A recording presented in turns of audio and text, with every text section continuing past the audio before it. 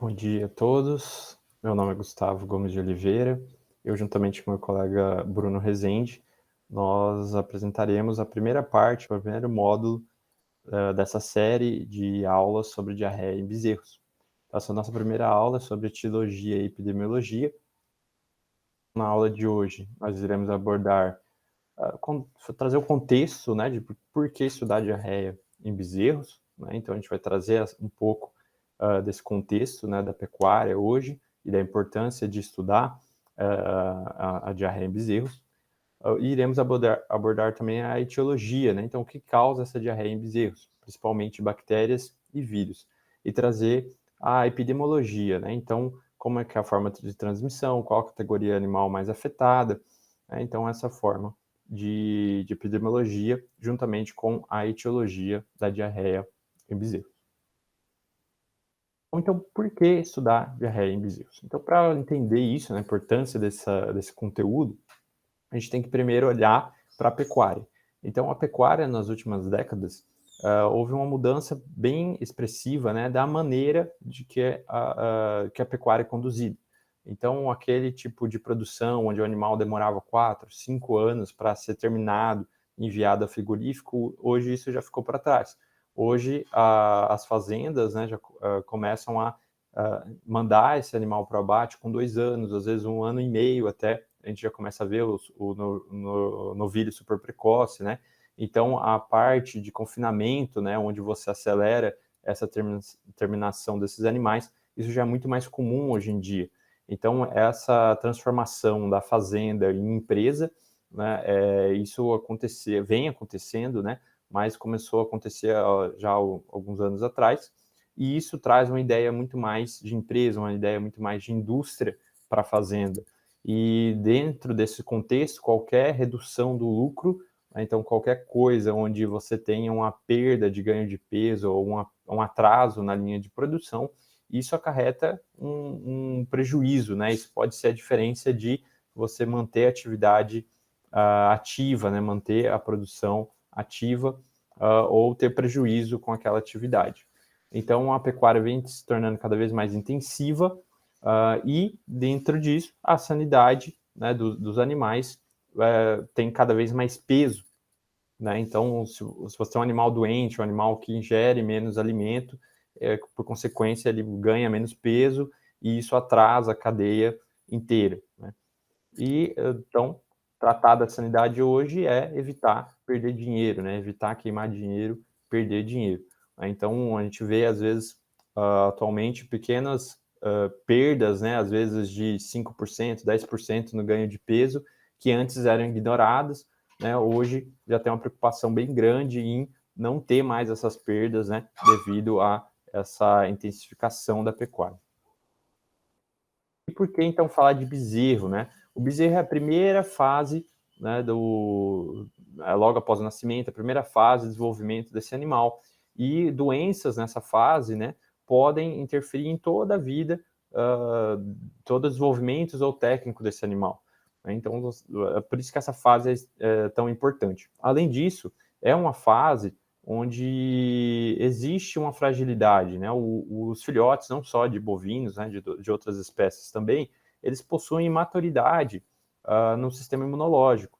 Então, até ele adquirir essa maturidade, conseguir combater os agentes infecciosos de uma maneira mais eficiente, ele fica muito susceptível a infecções, tanto não só intestinais, mas também neurológicas, respiratórias, etc.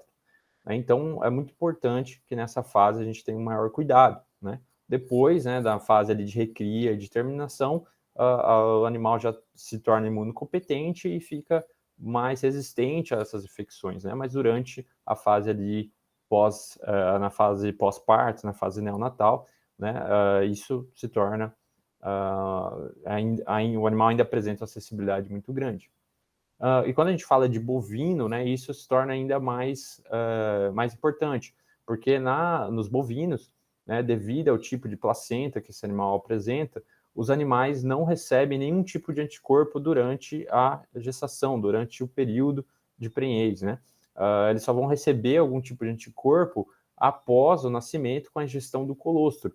e isso durante as primeiras 24 horas de vida, né, onde ele tem uma absorção melhor desses anticorpos. Então, essa é a importância, né, da ingestão do colostro nesse primeiro dia de vida, né? Então, isso se torna muito importante dentro da produção de bezerros, né? A ingestão do colostro nas primeiras 24 horas. Então, a mortalidade de bezerros ela é maior por conta disso tudo que a gente acabou de citar. E falando de diarreia em bezerros, existe uma variação muito grande na literatura de mortalidade por diarreia, né, nessa categoria animal. A gente tem ali dados de 15%, 30%, até 75%. Essa variação acontece porque a diarreia ela é multifatorial, existem várias condições que podem levar ao aparecimento da diarreia, então condições de manejo, higiênico-sanitários da propriedade, imunidade do animal e nutricionais também, né? Não só do bezerro, mas também da mãe desse bezerro, né? Para poder conseguir garantir uma alimentação, né, adequada para ele. Então, essas condições, né, elas vão mexendo ali nessa porcentagem de mortalidade desses animais e pode sim chegar a uma porcentagem extremamente alta, como citado em alguns trabalhos aí de 75%.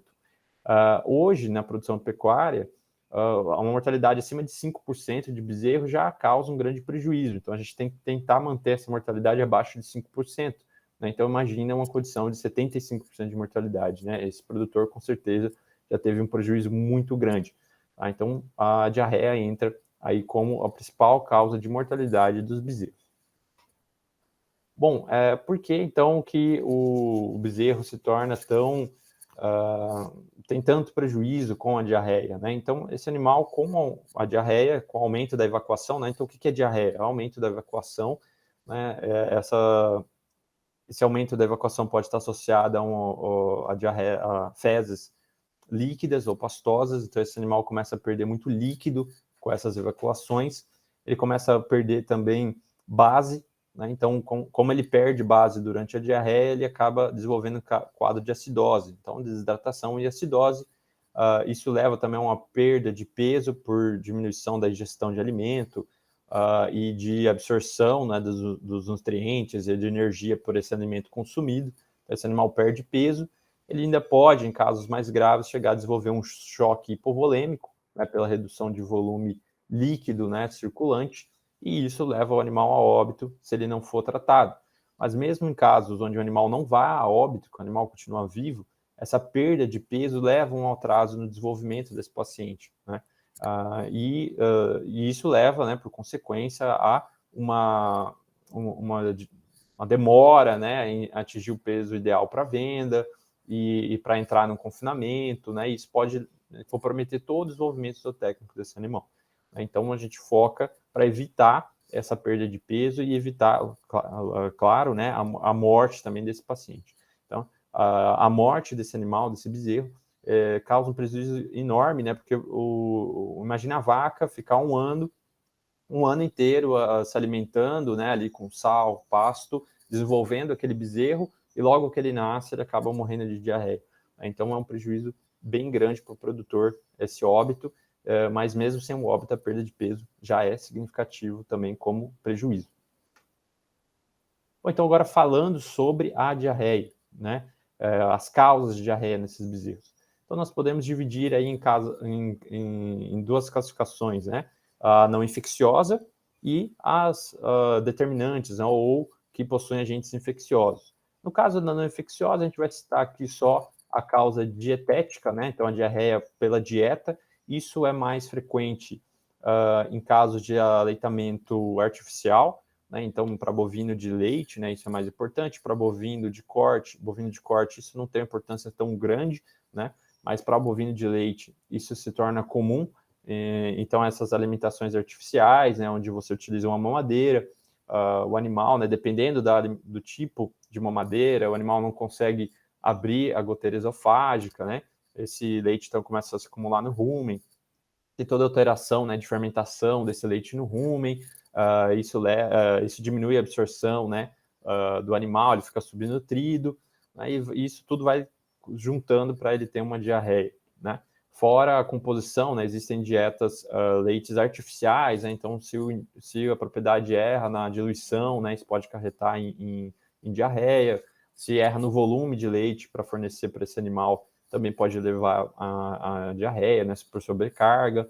E então, se utiliza leite de descarte, né, então às vezes é um leite que era para ser descartado, de mastite, alguma coisa assim, acaba fornecendo esse animal, também pode levar a um quadro de diarreia. Mas tudo isso voltado à diarreia dietética, né, então não tem envolvimento de agentes infecciosos. Nós iremos hoje abordar essa parte aqui, né, então a de agentes infecciosos. Então nós temos aí bactérias, vírus e temos protozoários que podem desenvolver diarreia em bezerros. Nós iremos focar apenas em bactérias e vírus, tá? Protozoário a gente não vai entrar no momento. E vamos citar apenas os mais importantes, né? Então, em bactérias, a Escherichia coli e a Salmonella, e no vírus, né, o rotavírus, coronavírus e a diarreia viral bovina. Então, nós iremos abordar esses agentes hoje. Então, começando pelas bactérias. Então, a bactéria aí, que é uma das mais importantes, a Escherichia coli, ela é uma bactéria de fácil cultivo, ela é um bacilo gram-negativo, ela é fermentativa e é anaeróbica facultativa. Essa bactéria é uma das mais estudadas pelo homem, né? Porque nós utilizamos a E. coli para a produção de proteínas recombinantes, então medicamentos, vacinas, né? Nós utilizamos essa bactéria para isso. Então, ela é amplamente estudada pelo homem, é a que é mais estudada pelo homem. Ela faz parte da microbiota tanto do homem quanto de animais, inclusive dos bovinos. E daí nós temos aí, então, uma espécie, né, que é a E. coli, e essa espécie, ela tem sorovares, né, ela tem, cepas diferentes, tá? Então, são cepas diferentes, e algumas cepas são patogênicas, tá? Então, algumas são apatogênicas, algumas cepas, e outras são patogênicas. E dentro dessas cepas patogênicas, nós temos diferentes mecanismos dessas cepas para causar a doença, que nós chamamos de patótipos. Então, existem diferentes patótipos que levam ao desenvolvimento da doença. E com isso, a gente pode classificar essa E. coli com esses diferentes mecanismos que levam à doença. Então, nós temos 8 patótipos identificados, mas de importância para bezerros, nós temos 5, tá? Então, os outros 3 são mais para humanos, nós não iremos abordar hoje. Nós iremos abordar os 5 de importância para bezerros. Então, aqui o primeiro patótipo, né, o enterotoxigênica, né? Então, a E. coli enterotoxigênica é um patótipo que produz toxinas, tá? Essas toxinas podem ser tanto termoláveis como termoestáveis, e afeta principalmente neonatos. Então, aqui a gente já começa a ver um pouco da epidemiologia, né? Então, a Escherichia coli, né, a E. coli, tem uma transmissão oral-fecal, né? Então, fecal-oral, perdão. Então, vem das fezes, né, de animais portadores, e ele contamina a água, o alimento, e acaba chegando até um indivíduo susceptível, né? E no caso da enterotoxigênica, ela vai produzir, então, essas toxinas, e essas toxinas vão atuar nos enterócitos, né, causando lesão no intestino, principalmente intestino delgado, tá? Acomete principalmente neonatos recém-nascidos, né? Então, até 3, 4 dias de vida, então a gente pode ver essa diarreia causada por essa lesão do intestino delgado. É uma diarreia aguda, geralmente com dor fétido, coloração amarelada esbranquiçada. Essa coloração, apesar de a gente citar até na literatura e a gente comentar, ela não pode ser utilizada para diferenciar com segurança as bactérias ou vírus que estão causando aquela diarreia, tá? A gente cita ali, mas não tem como garantir que é uma diarreia amarela, é E. coli, pode ser por outras causas, tá? Mas é uma característica aí da E. coli do tipo enterotoxigênica. Então a gente vê que tem uma importância maior em recém-nascidos, né? E que ela é aguda e pode levar ao óbito, tá? Esse animal pode ir a óbito, sim, por essa diarreia. Já a enteropatogênica é uma diarreia mais crônica, né? A lesão não é causada por toxinas, então na enteropatogênica não há toxinas. A bactéria ela causa lesão por adesão nos enterócitos, então ela adere aos enterócitos e causa uma lesão ali nessas células, né? Nas células intestinais. Então ela se adere e causa lesão. Então não tem produções de toxinas. Essa diarreia geralmente é mais branda, né? O animal pode nem chegar a apresentar diarreia, tá? Ter essa bactéria e não chegar até a diarreia, e é uma diarreia mais crônica, então desenvolvimento mais lento, né? Demora mais para se resolver também.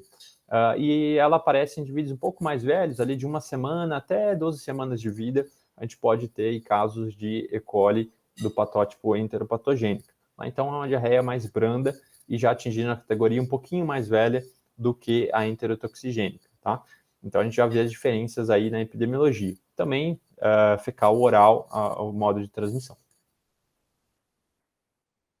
Temos aqui ainda dois patotipos que estão agrupados aqui juntos por não ter tanta importância para o bezerro, mas sim para o homem, tá?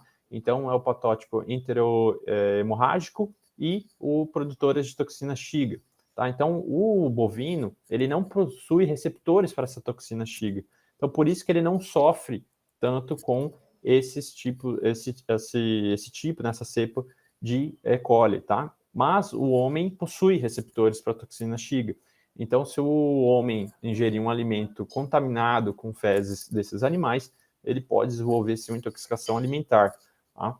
Então, nós temos aqui a diferença entre esses dois patótipos, é que a enterohemorrágica, ela produz tanto a toxina Shiga, quanto tem aquela lesão de adesão, como nós citamos no patótipo passado. Então, ela pode se aderir aos enterócitos e produzir ainda toxina. Já as produtoras de toxina Shiga, elas só produzem a toxina, elas não têm essa patogenia de adesão, tá? Então, essa é a diferença dos dois. Né, nós não temos aí sinais clínicos em bovinos, tá? Então, é mais importante para a intoxicação alimentar no homem. E por último, né, que a gente vai citar do patótipo, é a necrotoxigênica, então E. coli necrotoxigênica. Esse patótipo, né, ele produz uma toxina que causa necrose, morte do tecido.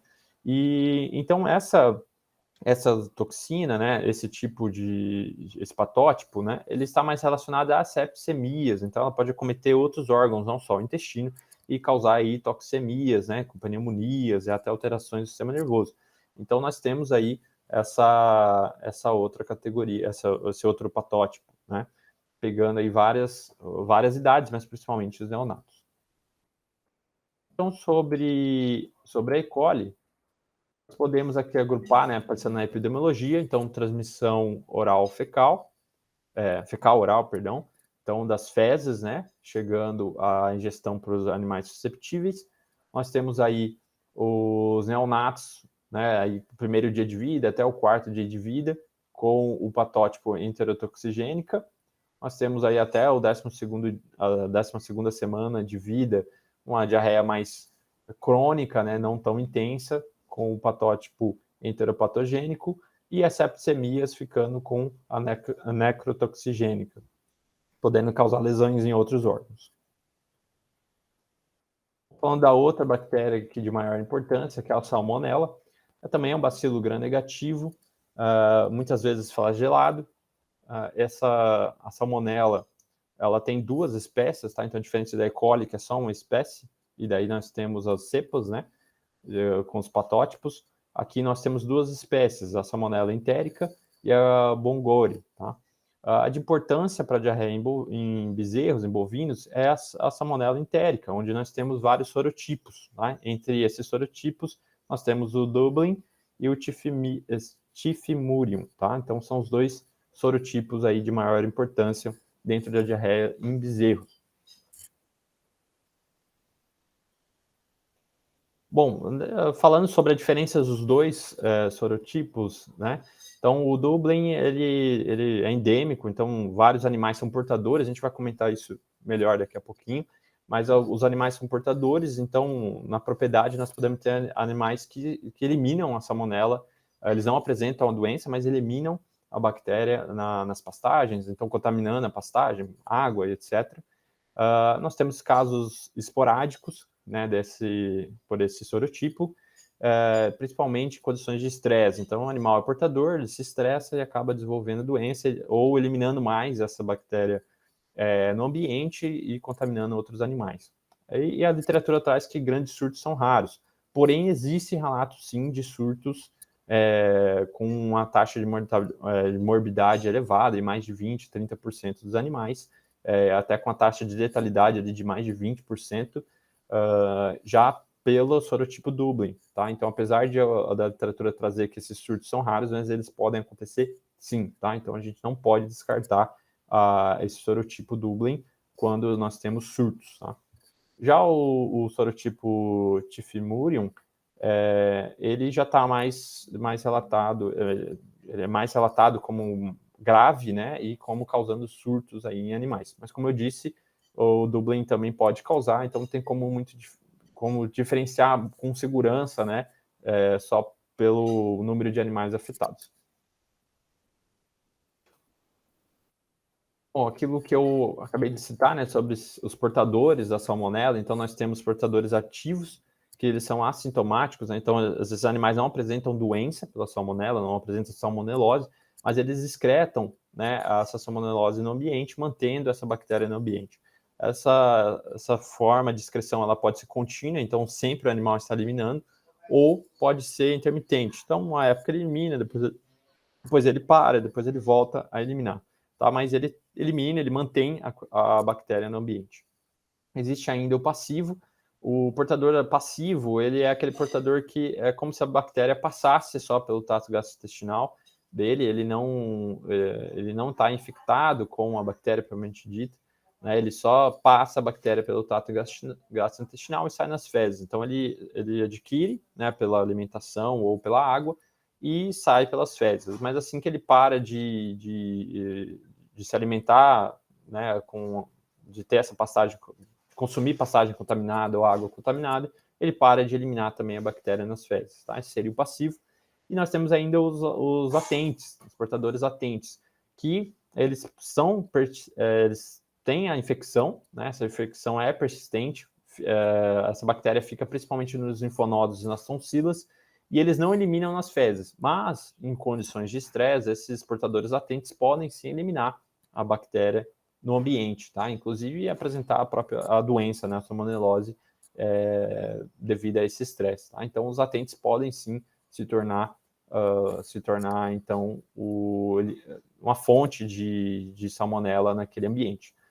E é importante, né, esses latentes dentro da epidemiologia da salmonela, porque você não consegue identificar esses animais fazendo, por exemplo, a cultura de fezes, né? Porque ele não tem eliminação de salmonela nas fezes, então você não consegue fazer a identificação desses portadores latentes nas fezes, né? Então se torna mais difícil você encontrar esses animais latentes. Então, resumindo, a salmonela, né? Então, ela pode atingir neonatos e causar septicemia até os 90 dias de vida. Isso tem uma importância maior ali, principalmente na categoria de 30 a 90 dias. E pode desenvolver septicemia, né? Não só diarreia, mas pneumonia também nessa categoria. Uma diferença da salmonela para a E. coli é que a salmonela afeta linfonodos com muito mais intensidade. Então, pode ser uma área de coleta, numa necrópsia, os linfonodos, para poder diferenciar da salmonela, da E. coli, né? Salmonela e E. coli, a coleta aí nos linfonodos. E nós temos a questão dos indivíduos latentes, então, que eles não apresentam nas fezes a salmonela, mas que em situações de estresse eles podem, então, eliminar e manter essa salmonela no ambiente. Nós temos, além dessas bactérias, outras, né, que nós não iremos abordar aqui, né, como, por exemplo, Clostridium perfringens, que é uma bactéria gram-positiva, formadora de esporo, que também é relatada como causadora de diarreia em bovinos, né, mas já é uma importância menor do que essas outras duas categorias. Né? Bom, agora eu vou passar a palavra para o meu colega Bruno, onde ele vai abordar os vírus. Então, muito obrigado, até a próxima.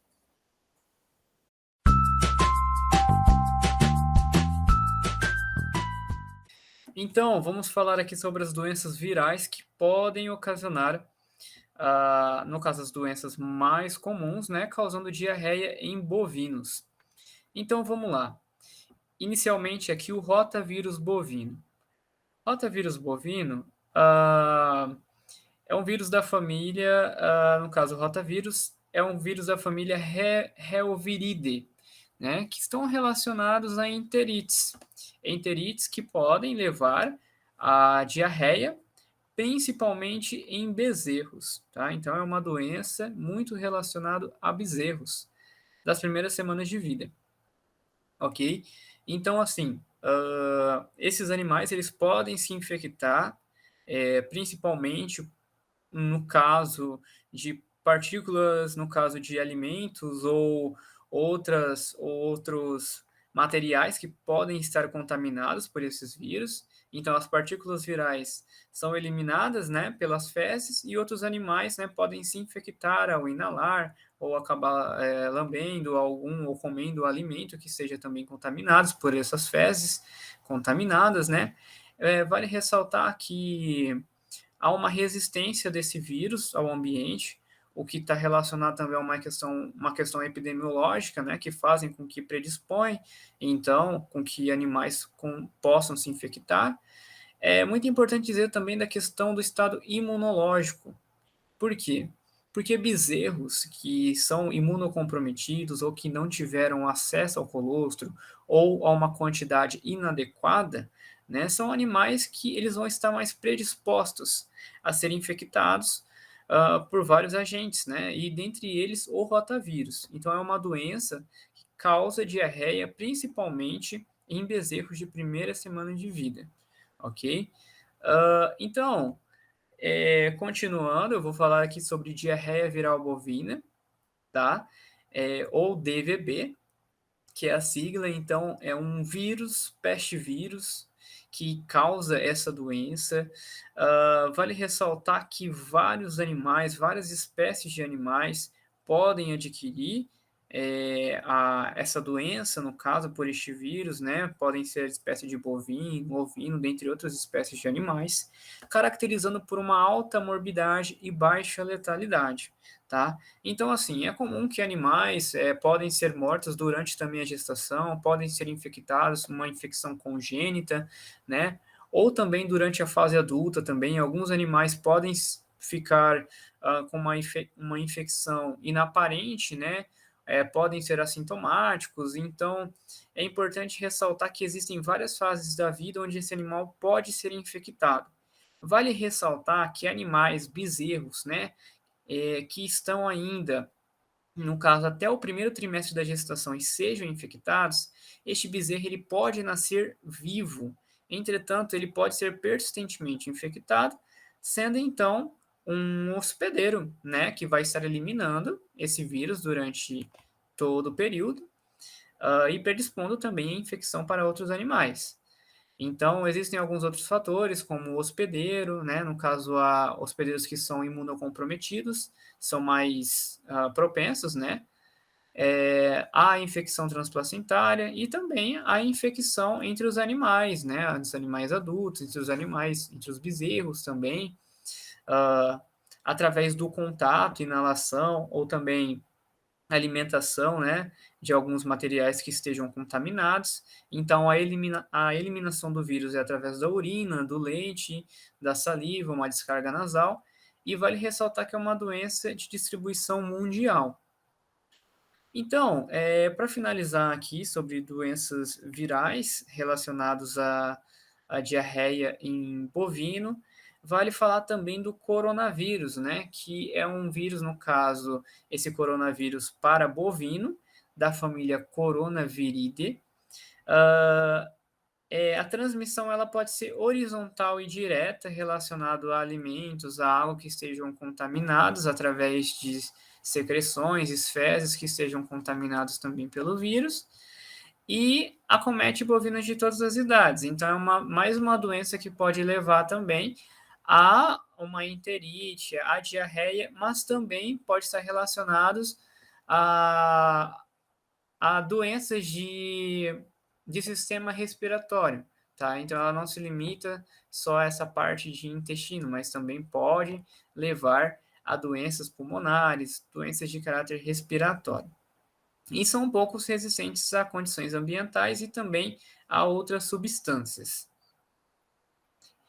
Bom, eu agradeço, a minha parte é essa, e assim vou deixar aqui a continuidade para o próximo integrante, ok? Muito obrigado.